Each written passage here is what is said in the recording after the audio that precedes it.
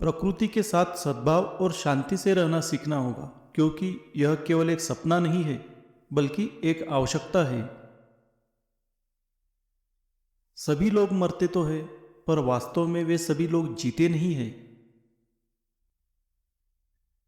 सोते हुए भी आपकी कमाई चालू रहनी चाहिए, ऐसा कोई उपाय सोचिए, वरना पूरी लाइफ लाचार होकर काम करना पड़ेगा।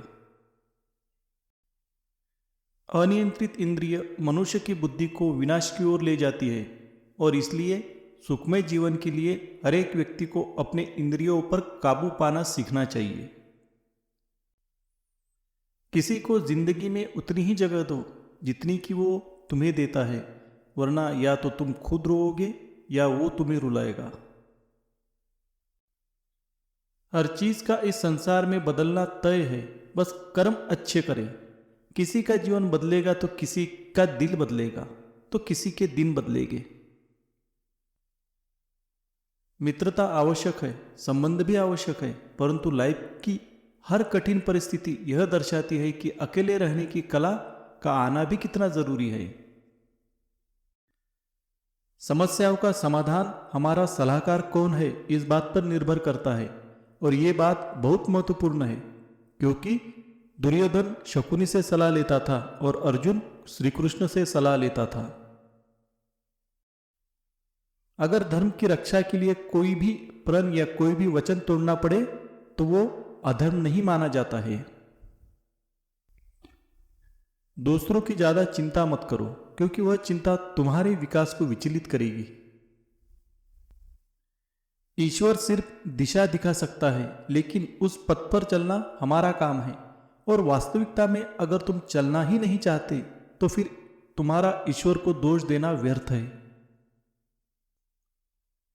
सबको अपना जीवन बदलने के लिए समय मिलता है, पर समय बदलने के लिए दोबारा जीवन नहीं मिलता। समय, विश्वास और सम्मान यह ऐसे पक्षी है जो उड़ जाए तो वापस नहीं आते। मित्र गरीब है या अमीर मायने नहीं रखता, बल्कि वो आपके बुरे समय में आपका साथ कितना देता है यह बहुत मायने रखता है। लोगों को भरपूर सम्मान दो, इसलिए नहीं कि उनका अधिकार है, बल्कि इसलिए कि आपके पास संस्कार है। जीवन में सिर्फ वही तक झुकना चाहिए जहां तक संबंधों में लचकता और मन में आत्मसम्मान बना रहे।